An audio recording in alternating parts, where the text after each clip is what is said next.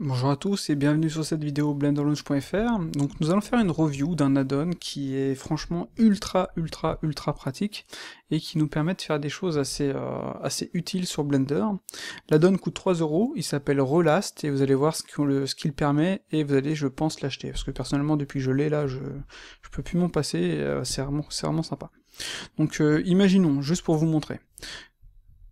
Quand on fait, par exemple, moi j'ai un stylet, donc quand je fais un CTRL R, comme ceci, je peux pas changer les valeurs. Il faut soit que j'aille dans le F6, soit que je le fasse au clavier, mais l'add-on me permet, vous voyez, de faire ça, hop, comme ceci, très simplement, avec un stylet. Donc là, tout de suite, vous allez me dire, ok, c'est déjà super intéressant. L'autre truc intéressant, c'est que quand on ajoute un loop slide, on va pouvoir en fait ajouter les éléments qu'on voudra ajouter à ce modal, parce que quand on lance, c'est un modal, comme on peut le voir en bas ici, là. Donc c'est un modal, et le truc qui est vraiment cool, c'est comme je disais, c'est qu'on peut ajouter les éléments qu'on veut. Donc je pourrais ajouter tout ça, directement, sans avoir besoin de voir ça, mais directement ici, enfin, comme je veux, quoi. Enfin, je trouve ça génial. Voilà. Donc je vais supprimer ça. On peut par exemple aussi, si on fait subdivide, même chose, même principe, vous voyez, clac, ou alors clac. Ça marche aussi comme ceci, pouf, subdivide. Voilà, enfin vous voyez le principe quoi. On peut juste pour un dernier exemple, sélectionner ça, je vais supprimer ça, je vais faire un Shift Z double side. Par exemple, si je lance un grid fill, je peux jouer avec la valeur ici, comme ceci, et directement là. J'ai pas besoin d'aller dans le menu, faire F6, etc. Donc ça c'est vraiment cool, et donc on peut l'attribuer à n'importe quoi.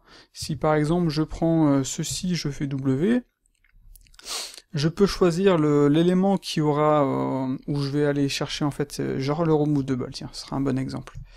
Je vais sélectionner ça, ah, ça marche pas comme ça, hop.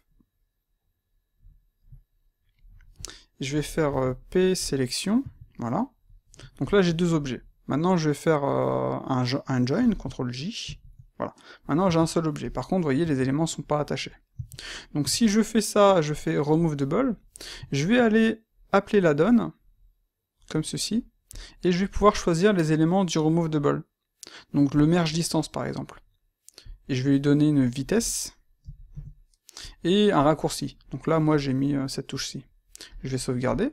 Et maintenant quand je vais faire un remove double, pouf, je vais pouvoir jouer sur la distance du remove double. Vous voyez? Et ça, c'est vraiment super pratique. Donc, pour vous montrer rapidement comment fonctionne l'add-on, on va faire re-last, voilà. Ici, ce sont les éléments que vous allez ajouter, comme je viens de le faire, le remove double, comme ceci. On peut faire un filtrage, on peut ajouter, on peut supprimer, puis d'ailleurs celui-ci, je fais remove all, donc tout supprimer. On peut importer, exporter, donc si par exemple vous voulez mettre l'add-on à jour, vous voulez pas écraser ce que vous avez fait, bah, vous l'exportez. Ou si vous voulez donner ce que vous avez fait à des potes, vous l'exportez. Donc par exemple là j'ai le add cylinder, d'accord? On voit que j'ai ajouté la possibilité de choisir le nombre de vertices, le nombre de hauteur, le nombre de radius. Donc vous voyez, c'est relativement tout simple quoi. Donc j'ajoute simplement un cylindre, et ensuite avec les raccourcis de l'outil, je peux, vous voyez, comme ceci, je peux faire ça, et je peux faire ça. D'accord? Donc on va faire ça sur une autre primitive, on va le faire sur le torus. Donc je vais prendre celui-ci, on va faire CTRL, clic centre en restant appuyé, comme ceci, voilà. Et donc là on va choisir ce qu'on va avoir. Donc on va mineur segment, major segment, mineur radius, major radius, intérieur radius, extérieur radius. Donc là vous choisissez ce que vous voulez. Donc là je sais pas ce que j'ai malheureusement, vu que je vais faire add, je vais choisir major segment, je vais faire add et je vais choisir mineur radius, et je vais en faire un autre et je vais choisir major radius, voilà. Donc là, comme on peut le voir ici, toutes les icônes, c'est CTRL SHIFT ALT, CTRL SHIFT. Et après, si j'en ajoute un autre, par exemple extérieur radius, vous voyez, ça va faire CTRL ALT. ou alors je peux choisir ce que je veux directement, d'accord? Donc ici c'est la vitesse, donc on va mettre 1, et là c'est l'incrément, d'accord? Je fais save, et donc ça y est, dans les préférences de la donne, donc qui est ici, j'ai mon add torus. Maintenant, quand je supprime et que j'ajoute un torus, je vais pouvoir jouer, vous voyez, sur les différentes valeurs, comme ceci par exemple, et si je veux aller plus vite, je recommence, je vais rechercher mon élément, et je vais mettre des valeurs plus rapides, genre 0,3, 0,3, il y a mon Blender qui a quelques soucis au niveau des je sauvegarde, ça je supprime, pouf, et je peux, vous voyez c'est déjà plus rapide, ou alors j'ai appuyé sur le verrou unum tout à l'heure, et si je mets 2, non ça marche ça, voilà. Et voilà, après je peux jouer avec les autres valeurs, pouf, CTRL ALT, et mon raccourci c'est l'extérieur radius, mais là ça donne pas grand chose, CTRL SHIFT, voilà. Donc vous voyez, c'est franchement super puissant. Vous pouvez vraiment faire ce que vous voulez. En fait, c'est la création de modal à la volée, quoi.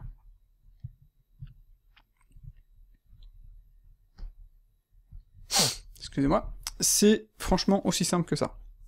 Donc vous pouvez faire ça avec ce que vous voulez, et même avec des add-ons à partir du moment que les add-ons, par exemple, ont les bons... Enfin, on fait en sorte que ce soit... Enfin, quand on ajoute un add-on, par exemple, quand on utilise un add-on, par exemple, Offset Edge, j'ai l'Offset Edge ici, vous voyez, ici, j'ai des settings que je peux modifier.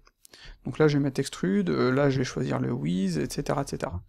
Donc en fait, ce que j'ai fait, c'est que je l'ai ajouté l'Offset Edge, et je peux changer les valeurs que je veux, quoi. Clac, pouf, directement comme ça. Et ça, c'est vraiment cool.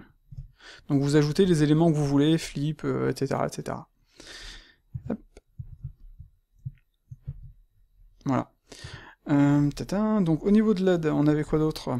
Donc vous avez vu, on peut ajouter ce qu'on veut, c'est franchement super simple. Après au niveau des settings, vous avez comment dire, au niveau de vous allez appeler l'éditeur là, c'est double-clic et contrôle, d'accord? Vous pouvez choisir le raccourci qui va appeler en fait le modal. Donc moi j'ai mis ça vu que je suis au stylet. Vous pouvez cocher le Always Save User Settings si vous voulez. Vous pouvez choisir l'overlay, modifier l'overlay, la couleur, la taille, etc., etc. Et vous pouvez choisir au niveau du déplacement si c'est horizontal ou si c'est vertical. Et avec différentes valeurs comme on peut le voir, quoi. Voilà. Donc en gros, c'est vraiment paramétrable, ça fonctionne avec les add-ons que vous allez pouvoir utiliser, et c'est vraiment franchement super, quoi. Donc par contre, ça marche pas encore avec les modifiers, ça marchera plus tard.